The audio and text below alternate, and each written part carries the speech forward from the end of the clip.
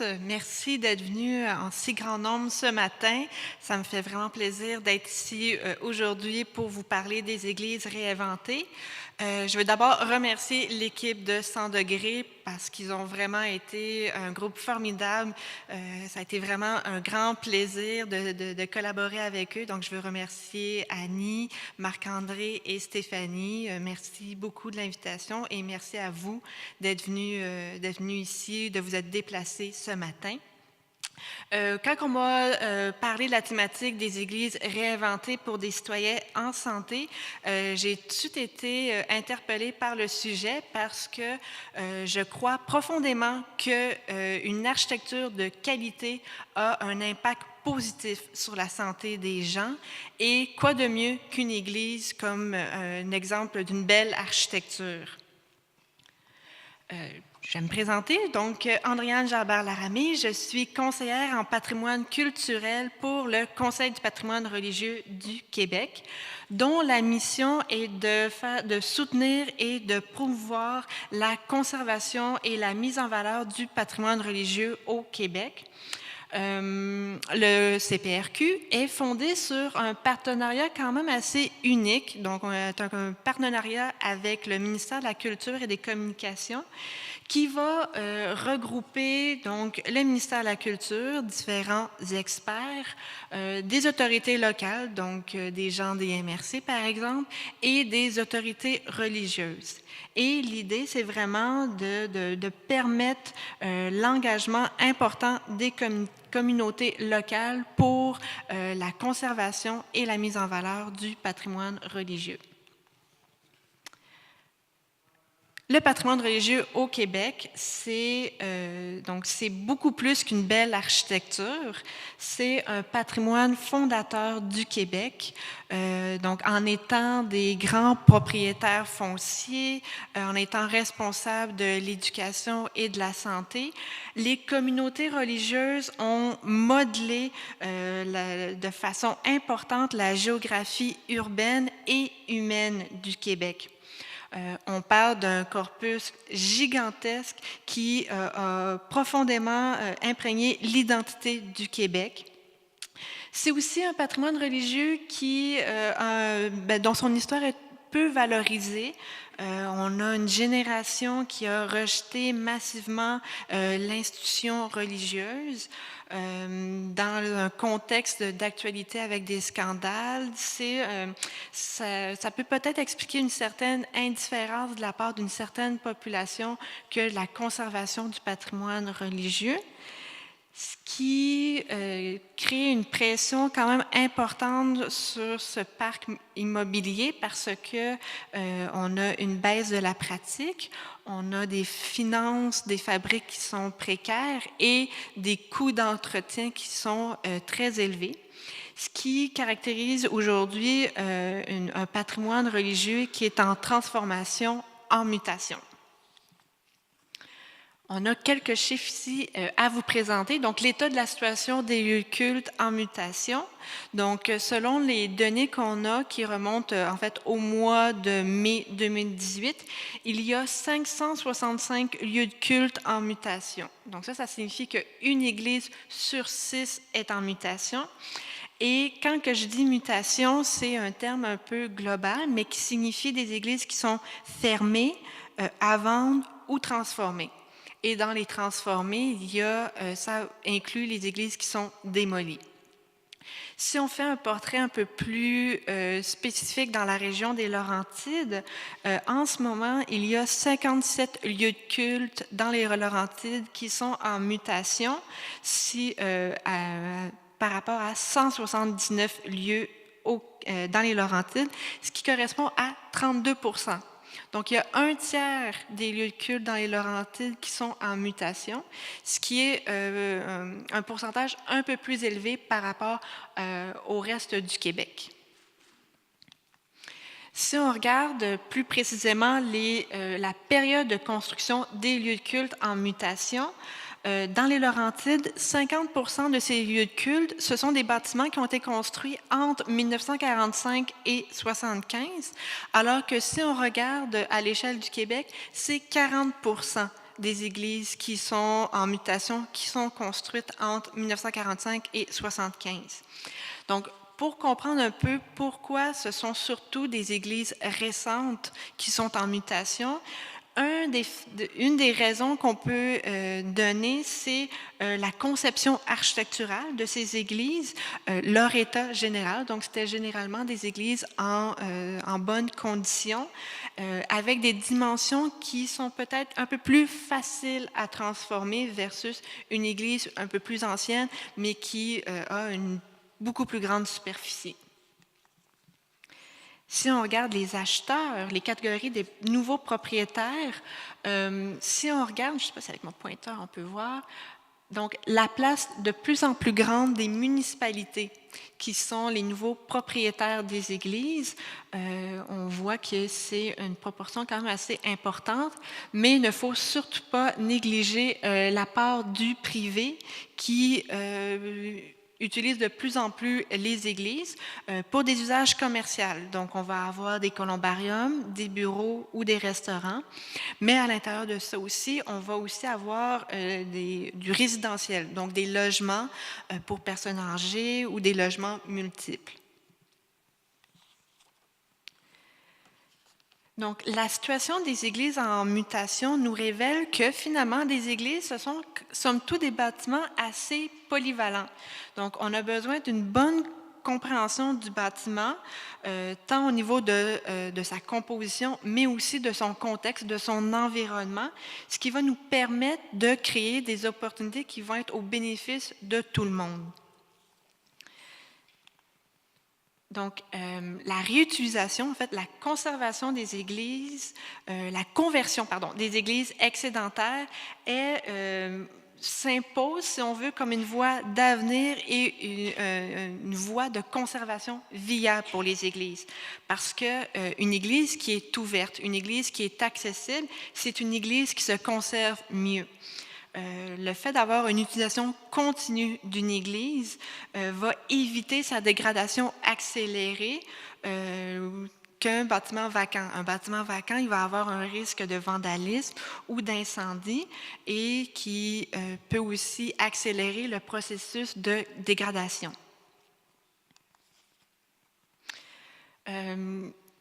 Les églises ont quand même une dimension et une superficie généreuse qui peuvent favoriser le partage. Donc, on peut avoir une mixité des fonctions tout en assurant une certaine fluidité dans les espaces. Et donc, cet élément-là apporte un certain avantage économique à regrouper les usagers ensemble. Donc, il va y avoir une certaine économie d'échelle, si on veut, et même aussi un partage des services qui peut se faire. Les églises, en fait, de son histoire, ont toujours été un lieu de rassemblement et de socialisation. Donc, il devient très important de rallier la population et de permettre à un plus grand nombre de citoyens de profiter de l'édifice. Et finalement, comme je l'ai dit, les églises, ce sont de bels exemples d'architecture et cette qualité architecturale-là peut devenir un atout quand vient le temps de définir le nouveau projet. Parce que non seulement les églises, elles sont belles, mais elles ont une ambiance, une luminosité, une certaine quiétude. Et ce sont des caractéristiques qui peuvent devenir une valeur ajoutée au projet. On va maintenant parler des exemples. Vous êtes ici pour voir ce type d'exemple aujourd'hui. Donc, je vais commencer avec la salle multifonctionnelle de la Durantais. Donc, ça, on est dans la MRC de Bellechasse, dans la région de Chaudière-Appalaches. C'est vraiment maintenant, en fait, une église au bénéfice de tous les citoyens. On a, dans ce cas-ci, une municipalité, une fabrique et une population qui se sont impliqués grandement pour la transformation de leur église en salle multifonctionnelle. Dans ce cas-ci, on parle vraiment de travaux qui ont eu lieu à l'intérieur. Donc, on aura aménagé des espaces pour permettre autant des activités communautaires que permettre le culte dans cette église. Comment le projet s'est développé? C'est qu'en 2015, la municipalité de la Durantaye se questionnait à rénover leur salle municipale qui avait des besoins, qui était devenue désuet. Et en même temps, il y avait l'église Saint-Gabriel qui avait besoin de rénovation. Donc, l'idée, ça a été de créer une opportunité d'utiliser l'église pour devenir la nouvelle salle de la municipalité. Et la municipalité a décidé de former un comité de réflexion, donc le comité de transformation et d'adaptation. Le comité s'est créé en 2007 et le comité s'est donné le temps de faire des visites. Donc, ils ont visité différentes églises transformées au Québec. Ils ont eu de nombreux échanges avec différents acteurs pour vraiment prendre le temps de formuler adéquatement une proposition à la population. Le comité a finalement proposé un espace central libre et d'aménager des pièces fermées dans les côtés et d'avoir une paroi pour délimiter l'espace qui va être dédié au culte. Donc, on peut voir un peu l'espace ici. Donc, ça, c'est l'espace pour le public et l'espace en arrière qui va être délimité pour le culte. En 2009, la fabrique va devenir locataire de l'Église et c'est maintenant une corporation, la corporation communautaire Landuroise, qui gère la partie communautaire, tandis que la municipalité va gérer l'entretien et la gestion du lieu. Il y a différents travaux qui ont quand même été effectués. Donc, la fabrique a vendu les bancs. Et donc, il y a des cloisons qui ont été ajoutées dans les espaces latéraux, ce qui a permis l'installation de cuisines, de vestiaires et d'espaces sanitaires.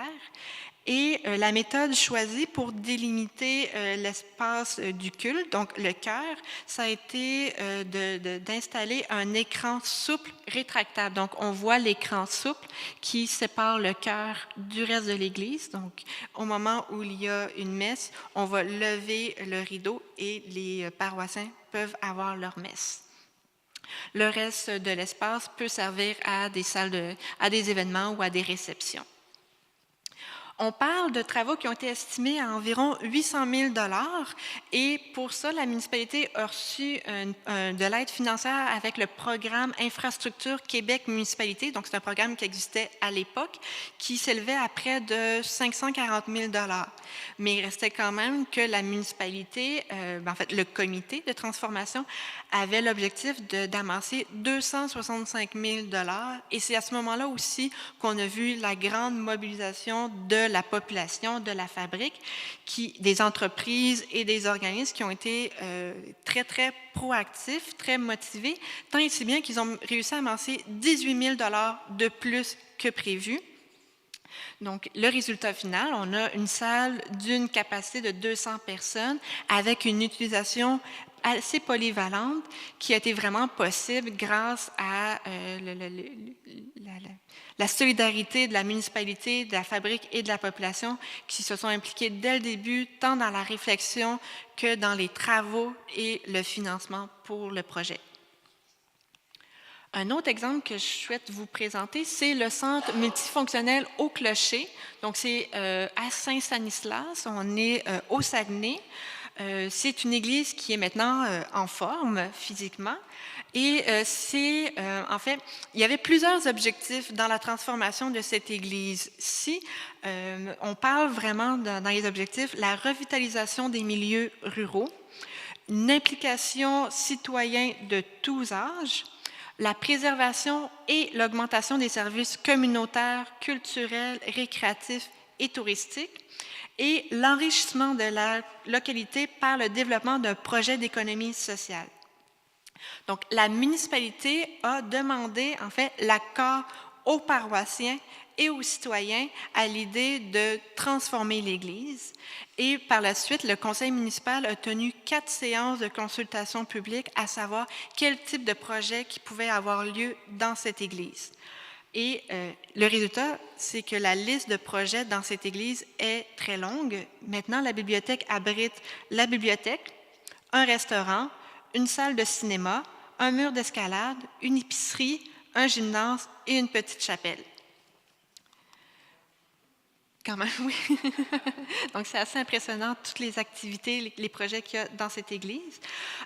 Donc, aujourd'hui, on s'entend que l'intérieur a été quand même considérablement modifié, mais l'église, aujourd'hui, dans cette municipalité, est devenue le point de repère et un point de rencontre important pour la municipalité, qui était en fait dans une situation de dévitalisation. Donc, la tendance s'est inversée. On a vraiment un lieu qui est fréquenté par l'ensemble de la population et par des visiteurs. L'attachement, l'implication et le sentiment d'appartenance est positivement renouvelé. On a une vitalité économique qui est consolidée. Alors, c'est vraiment un exemple inspirant de créativité et de débrouillardise qu'on peut souligner dans le projet ici de Saint-Stanislas, qui a une population de 360 habitants. Un autre exemple que je voulais vous montrer, c'est les jardins du Clocher. Alors ça, c'est à Saint-Pacôme, dans le Bas-Saint-Laurent. En fait, c'est un projet qui est en cours, donc qui n'est pas complété, sont en plein travaux, mais c'est une église pour une saine alimentation. Alors, c'est vraiment un projet novateur qui va allier culte et culture végétale. Le projet qui est en train de se faire prévoit la vente de l'église à Jardin du Clocher, qui est une entreprise d'économie sociale. La vente par la fabrique est en cours en ce moment. Et l'objectif de l'OBNL, les Jardins du Clocher, est de créer un système de croissance de végétaux dans des modules empilés. C'est Inno 3B, une entreprise qui était déjà installée à Saint-Pacôme. C'est une entreprise qui ont créé le prototype de serre verticale et qui ont vu la possibilité, ont vu le potentiel de l'Église, de ce grand espace, d'installer des serres verticales. Alors, ils ont créé l'OBNL et c'est l'OBNL qui va gérer le projet.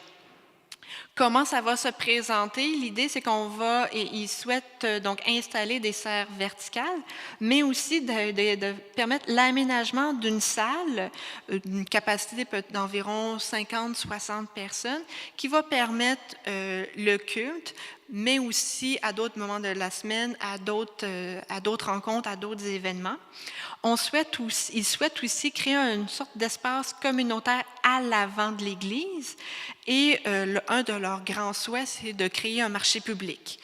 Et la vision, c'est que les revenus des ventes de la serre verticale vont financer l'entretien de l'Église, tandis que les surplus vont permettre l'organisation d'activités communautaires.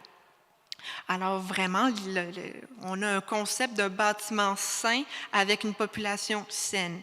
Le bâtiment, lui, l'énergie nécessaire pour la production des végétaux va aussi servir au chauffage de l'église. Et les produits, ça sera des produits qui vont servir directement à la population. Donc, ça sera des produits locaux, bio. Donc, on diminue le coût de transport et la pollution avec des produits locaux comme ça. Je ne sais pas si vous reconnaissez l'endroit ici. Donc, c'est le Méridien 74. C'est la maison de nombreux organismes depuis 15 ans. Donc, il faut quand même souligner que c'est un projet qui existe depuis déjà de nombreuses années. Il faut remonter en 2003, suite à la fermeture de l'église Sainte-Marcelle.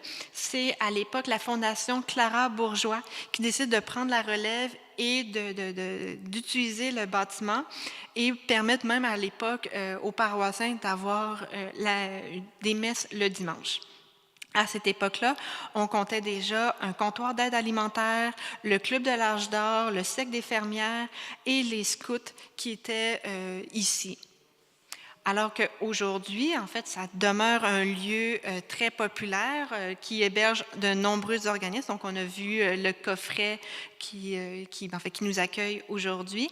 On parle de près de 1000 personnes par semaine qui viennent utiliser les divers services qui sont offerts ici.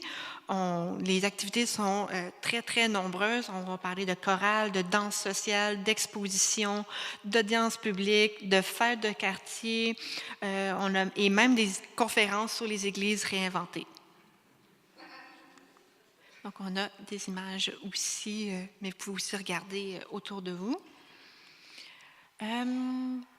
Ça serait le dernier exemple que je voudrais vous présenter aujourd'hui. C'est le site Sainte-Germaine-Cousin. Ça, on est à Pointe-aux-Trembles, à Montréal. C'est un projet qui a vraiment servi de pont entre les générations. C'est un projet qui s'est concrétisé en 2015 après 10 ans de longs et laborieux processus de transformation. Et dans ce cas-ci, le facteur de succès, ça a été la mise en commun des forces des acteurs principaux. Et le projet aussi se démarque par l'ingéniosité qui a été déployée pour permettre la sauvegarde des qualités architecturales d'un patrimoine moderne. Mais c'est vraiment un témoin exceptionnel de l'architecture moderne. Donc, on parle d'un bâtiment qui, même à l'époque, par la ville, par le Conseil du patrimoine de Montréal, le considérait comme exceptionnel.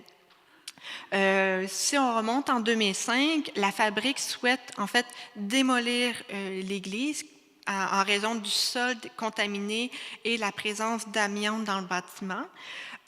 Mais donc, considérant le statut exceptionnel de l'Église, le Conseil du patrimoine de Montréal a émis un avis défavorable à la démolition. Et c'est à ce moment-là que la corporation Mainbourg, Bâtir son quartier et la firme d'architectes Rayside Labossière se sont rassemblés et se sont investis bénévolement dans l'idée de faire de la consultation citoyenne, de faire des propositions architecturales, de faire un montage financier viable, dans l'idée de proposer un projet communautaire qui assurait la conservation de l'Église. Donc, de 2009 à 2011, il y a eu vraiment de nombreuses études qui ont été réalisées. Et finalement, en 2011, le projet proposé a été accepté par la Ville. Et donc, il y a eu d'autres autorisations nécessaires et finalement, la vente de l'Église à la corporation Mainbourg a été finalisée. Et donc, entre 2005 et 2012, les 7 ans qui se sont passés ont laissé l'Église vraiment dans un état pitoyable. Donc, il y a eu vraiment des gros efforts qui ont été faits pour réhabiliter le bâtiment. Le sol a été décontaminé, l'église a été désamiantée, la structure de béton a été restaurée, renforcée et repeinte. Et maintenant, ce qu'on a aujourd'hui, c'est qu'on a une église avec une salle polyvalente et une CPE.